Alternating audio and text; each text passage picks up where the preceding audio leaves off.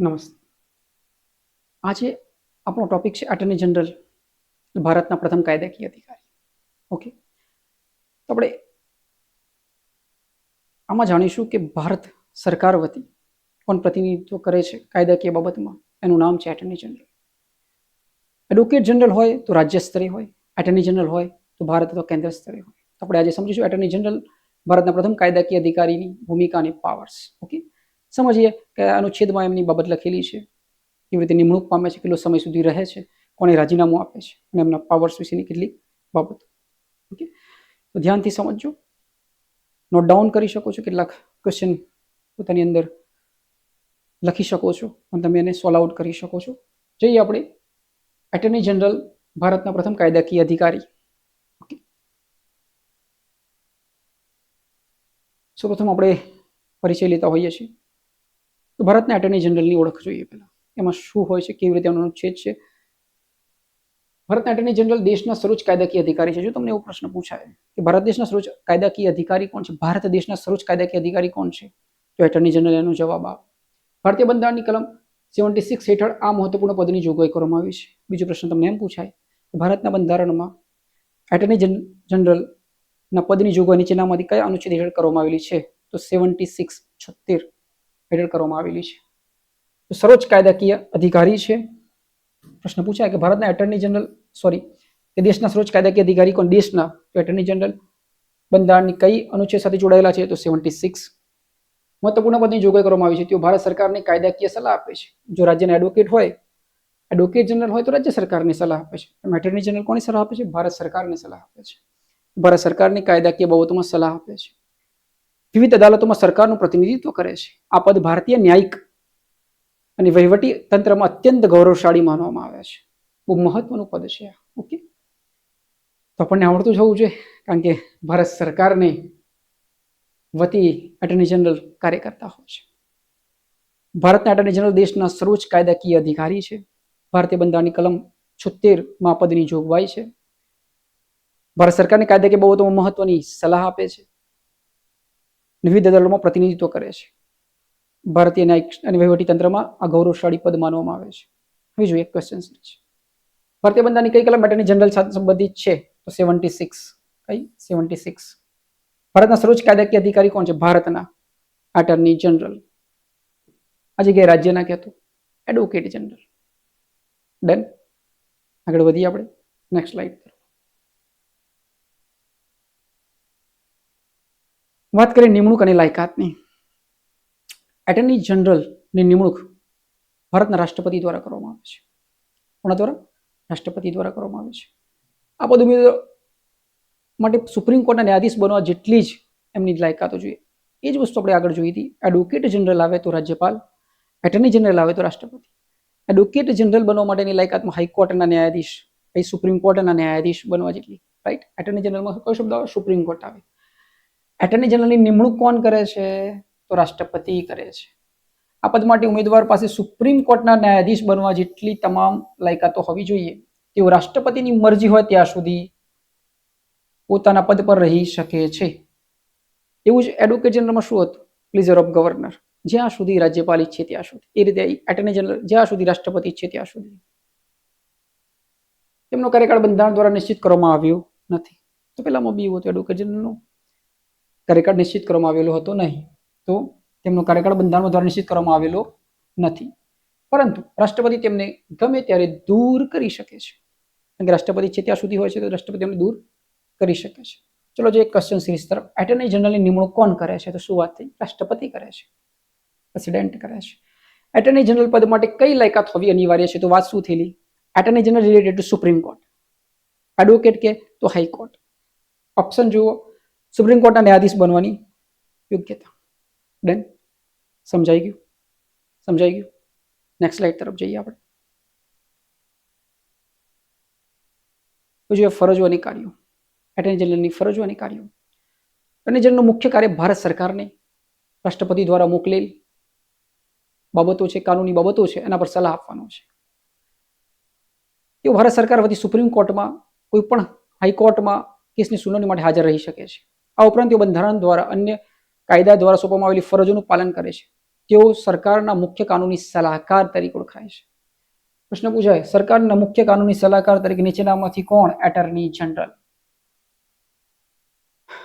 તેઓ ભારત સરકાર વતી સુપ્રીમ કોર્ટ અને કોઈ પણ હાઈકોર્ટમાં કેસની સુનાવણી માટે હાજર રહે છે. આટલું યાદ રાખવાનું છે. એટર્ની જનરલ કોને કાયદાકીય સલાહ આપે છે? એટર્ની કોને કાયદાકીય સલાહ આપે છે?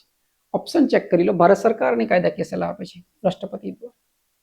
એટર્ની જનરલ કઈ અદાલતોમાં સુનાવણીનો અધિકાર છે? તો ભારતની તમામ અદાલતોમાં, હાઈકોર્ટ અને સુપ્રીમ કોર્ટ. માત્ર સુપ્રીમ કોર્ટ, માત્ર હાઈકોર્ટ? ના, બંનેમાં. જે ઓપ્શન છે એ રીતે જોઈ લેવાના. ભારતની તમામ અદાલતોમાં. નેક્સ્ટ, સંસદમાં અધિકારો અને મર્યાદાઓ. એમની કેટલીક અધિકારો હોય છે, જેમ કે એડવોકેટ જનરલ વિધાનસભામાં જઈ શકતો, તો વિધાનસભાના બંને ગૃહમાં જઈ શકતો, વિધાનસભામાં બી જઈ શકતો, વિધાન પરિષદ. એ જ રીતે એટર્ની જનરલ છે ભારત સરકારમાં. તો સંસદ છે, સંસદ 3 વસ્તુથી બને છે: લોકસભા, રાષ્ટ્રપતિ, રાજ્યસભા. તો રાજ્યસભા અને લોકસભાની વાત છે. ઓકે. સંસદમાં અધિકારો અને મર્યાદાઓ. એટર્ની જનરલ સંસદના બંને ગૃહોની કાર્યવાહીમાં ભાગ લેવાનો અને બોલવાનો અધિકાર છે. બંને ગૃહોની અધિકાર છે. તેઓ સંસદની કોઈ પણ સમિતિના સભ્ય પણ બની શકે છે. પેલામાં બી કોમન હતું, પરંતુ તેમને સંસદમાં મતદાન કરવાનો અધિકાર નથી. આ તો કોમન છે, મતદાન નથી કરી શકતા. તો આપણે એક જ પોઈન્ટ યાદ રાખવા જોઈએ, જે સમજવા લાયક છે, કે સંસદના બંને ગૃહોમાં બેસવાનો અને બોલવાનો અધિકાર છે, પણ શું મતદાન કરવાનો અધિકાર નથી. આ એક ક્લિયર કટ ટોપિક યાદ રાખો. અને કોઈ પણ સમિતિના સભ્ય બની શકે છે. તો સંસદ સભ્યને મળતા તમામ વિશેષ અધિકારો અને મુક્તિઓ મેળવવા માટે હકદાર છે. આ જોગવાઈ તેમને સરકારના કાયદાકીય પક્ષને સંસદમાં રજૂ કરવામાં મદદ કરે છે. જેમ પેલા વિધાનસભામાં હતા તો રાજ્ય એડવોકેટ હતા, એમને વિધાનસભાના સભ્યો જેટલા જ વિશેષ અધિકારો હતા. એ રીતે સંસદ છે તો સંસદ સભ્યો જેવા છે, વિશેષ અધિકારો છે કાયદાકીય પક્ષને સંસદમાં રજૂ કરવાના. હવે વાત કરીએ, એટર્ની જનરલ પાસે સંસદમાં નીચેનામાંથી કયો અધિકાર નથી? તો વોટ આપવાનો અધિકાર નથી. નથી કીધું છે એટલે નથી. મતદાન કરવાનો અધિકાર નથી. એટર્ની જનરલની કોના સમાન વિશેષ અધિકારો પ્રાપ્ત થાય છે? તો સંસદ છે. એટર્ની જનરલ એટલે કોના રિલેટેડ ટુ? કેન્દ્ર સરકાર. કેન્દ્ર સરકાર રિલેટેડ ટુ સંસદ. સંસદમાં રાજ્યસભા, લોકસભા. તો ઓપ્શન જોઈ લેવાનું. એડવોકેટ જનરલ કહે તો વિધાનસભા અને વિધાન પરિષદ એટલે સંસદ સભ્ય. એટર્ની જનરલની કોના સમાન વિશેષ અધિકારો પ્રાપ્ત થાય છે? તો સંસદ સભ્ય. ડન, સમજાઈ ગયું છે ને? ઓકે, નેક્સ્ટ સ્લાઇડ તરફ જઈએ. પદની મર્યાદાઓની મહત્વ. એમના પદની કેટલીક મર્યાદાઓ છે અને કેટલું મહત્વ છે. એટર્ની જનરલ ભારત સરકારની પરવાનગી વગર કોઈ ફોજદારી કેસમાં આરોપીને બચાવી શકતા નથી. જો સરકાર વિરુદ્ધ કોઈ સલાહ આપી શકતા નથી. કેસ લડી શકતા નથી સરકાર વિરુદ્ધ. જ્યારે કેન્દ્રીય મંત્રીમંડળ રાજીનામું આપે છે ત્યારે એટર્ની જનરલ પણ રાજીનામું આપે છે, કારણ કે તેમની નિમણૂક સરકારની ભલામણથી થાય છે. તો સરકારી કર્મચારી નથી, તેઓ ખાનગી પ્રેક્ટિસ કરી શકે છે. આ હતા પ્રશ્નો. બરોબર, કે જ્યારે કેન્દ્રની કોઈ સરકાર મંત્રીમંડળ રાજીનામું આપે છે ત્યારે એટર્ની જનરલ પણ રાજીનામું આપે છે, કારણ કે તેમની નિમણૂક ભારત સરકારની ભલામણથી કરવામાં આવે છે. તેઓ સરકારી કર્મચારી નથી, તેથી તેઓ ખાનગી પ્રેક્ટિસ કરી શકે છે. એટર્ની જનરલ કોની પરવાનગી વગર ફોજદારી કેસમાં આરોપીને બચાવી શકતા નથી? તો કોની? ભારત સરકારની. કોની? ભારત સરકારની પરવાનગી વગર, ભારત સરકારની વિરુદ્ધ નથી જઈ શકતા. જ્યારે સરકાર બદલાય છે ત્યારે એટર્ની જનરલ સામાન્ય રીતે શું કરે છે? તો રાજીનામું આપે છે. Clear cut? ક્લિયર કટ, સમજાઈ ગયું ને? નેક્સ્ટ થોડા ક્વેશ્ચન સિરીઝ જોઈ લઈએ, પછી થોડા વધારે જોઈશું. ક્વેશ્ચન સિરીઝ 1 મિનિટ આપજો, એની અંદર થોડા વધારે ક્વેશ્ચન સોલ્વ આઉટ કરશું. તો આશા રાખીએ છીએ કે તમને સમજાતું હશે, તમે અહીં કોન્સન્ટ્રેટ રાખતા હશો, અને તમે જેટલું જોશો, સમજશો, એટલા તમને વધારે સમજણ, રસ પેદા થશે. રસથી જ દરેક વસ્તુ આગળ વધતી હોય છે. તમને રસ પેદા થવો જોઈએ કે મારે વાંચવું છે, મારે લખવું છે, મારે આ રીતે સોલ્વ આઉટ કરવું છે. ઓકે, ને દરેક કોમ્પિટિશન એક્ઝામ્સની જે કહાની હોય છે એ થોડી ટફ જ હોય છે. તમારે મહેનત કરવી જ પડે છે, સમય લાગે છે. એક કરતાં વધારે એક્ઝામોમાં ઝંપલાવવું પડે છે. જો તમારી સટીક મહેનત હોય, તમારી જોડે એક વ્યવસ્થિત પ્લાન સાથે મહેનત કરો છો, તમે નજીકના સમયમાં તમે પોતાની જે સફળતા છે ને નજીકના સમયમાં તમે તમારા ગોલ સુધી પહોંચી શકો છો. ઓકે, આપણે જઈએ મૂળ ટોપિક તરફ. ભારતના એટર્ની જનરલનો કાર્યકાળ કેટલો છે? તો રાષ્ટ્રપતિની મરજી હોય ત્યાં સુધી, રાઈટ? રાષ્ટ્રપતિ છે ત્યાં સુધી. ભારત સરકારના પ્રથમ કાયદાકીય અધિકારી કે ફર્સ્ટ લો ઓફિસર કોણ ગણાય? આવું ઇંગ્લિશમાં બી ઘણી વાર પૂછાય છે. આપણે ફર્સ્ટ લો ઓફિસર, ભારત સરકાર, એટર્ની જનરલ. ભારતના એટર્ની જનરલ નિમણૂક કોણ કરે છે? તો ભારતના એટર્ની જનરલ છે, રાષ્ટ્રપતિ કરશે. ભારતીય બંધારણની કઈ કલમ એટર્ની જનરલ જોગવાઈ કરવામાં આવી છે? 76. એટર્ની જનરલ બનવા માટે વ્યક્તિ પાસે કઈ કઈ લાયકાત હોવી જોઈએ? સુપ્રીમ કોર્ટ અને ન્યાયાધીશ બનવાની લાયકાત હોવી જોઈએ. રાઈટ? હજુ એક નેક્સ્ટ બીજા ક્વેશ્ચન સિરીઝ જોઈ લે. 1 મિનિટ આપો મને, જેની અંદર આપણે થોડું ડેપ્થ એનાલિસિસ કરી દઈએ, થોડા વધારે પડતા ક્વેશ્ચન સિરીઝ જોઈ લઈએ, જેનાથી તમારો કોન્ફિડન્સ બી બુસ્ટઅપ થાય અને મને બી સારું લાગે કે ભાઈ મેં બની શકે એટલું આપ્યું છે.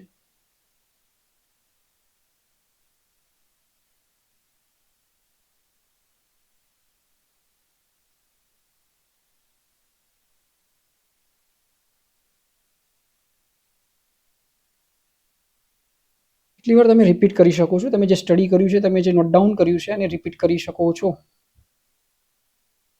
ઓકે, 1 મિનિટ તમારા માટે બુસ્ટર ચાર્જ હશે. હું તમને કેટલીક કહેવા જેવું હશે કહીશ, તમારામાં જે સુધારો લાવવા જોઈએ લાવજો. તો તમારી આખી જે કોમ્પિટિશનની જર્ની હોય છે, કે જે સમજવાની જર્ની હોય છે, એની અંદર છે ને તમારી કેટલીક બુકો બહુ ઓછી રાખવી. તમે જે વાંચો છો એની વારે ઘડીએ વાંચો, અને બની શકે ત્યાં સુધી તમે સમજવાની કોશિશ વધારે કરશો.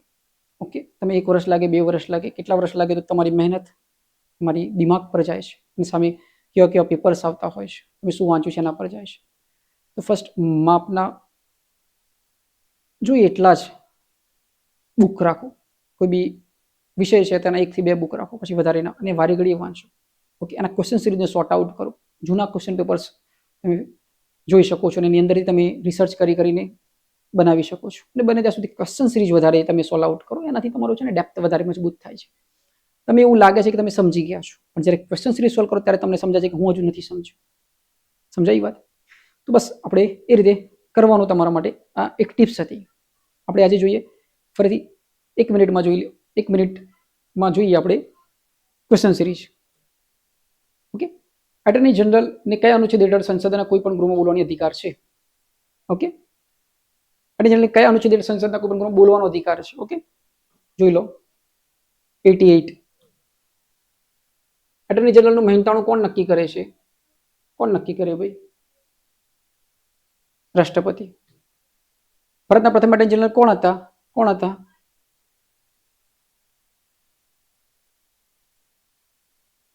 પ્રથમ એટર્ની જનરલ કોણ હતા?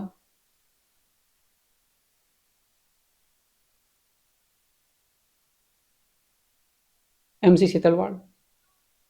નેક્સ્ટ, એટર્ની જનરલ પોતાનું રાજીનામું કોને આપે છે? રાષ્ટ્રપતિને આપે છે.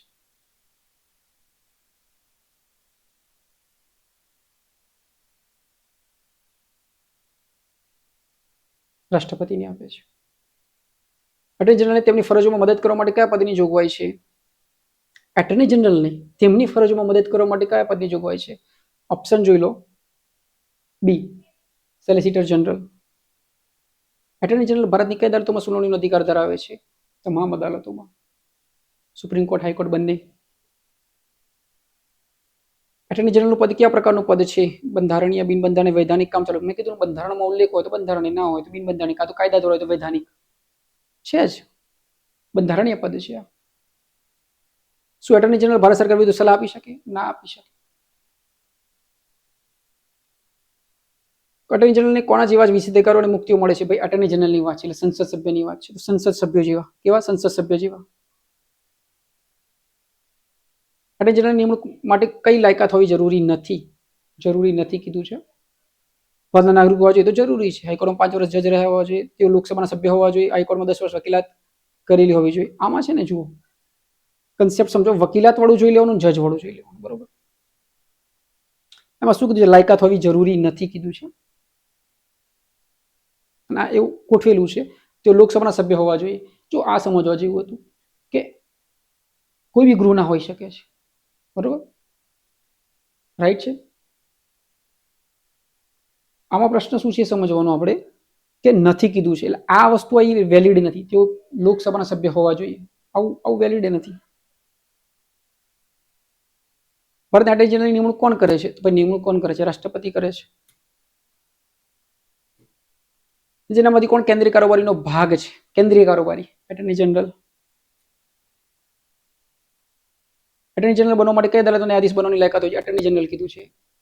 એડવોકેટ જનરલ નથી કીધું. એટર્ની જનરલ આવે એટલે સુપ્રીમ કોર્ટ. બંધારણમાં એટર્ની જનરલનો કાર્યકાળ કેટલા વર્ષનો નક્કી કરવામાં આવ્યો છે?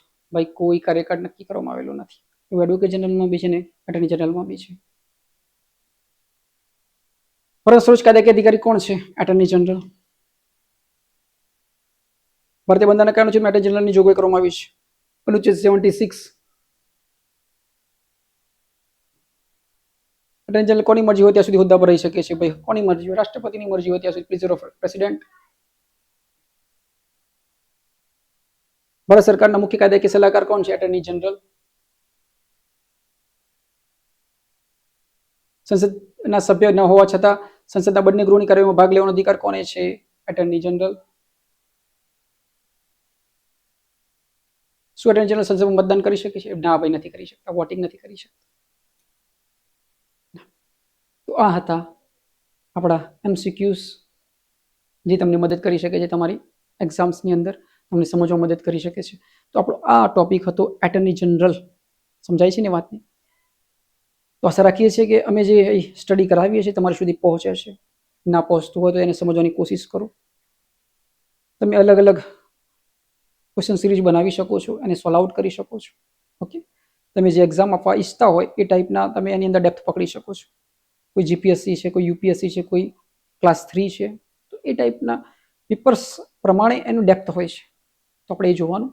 એ જનરલ રીતે સમજાવવામાં આવેલું છે જે તમને બહુ ઉપયોગી થશે.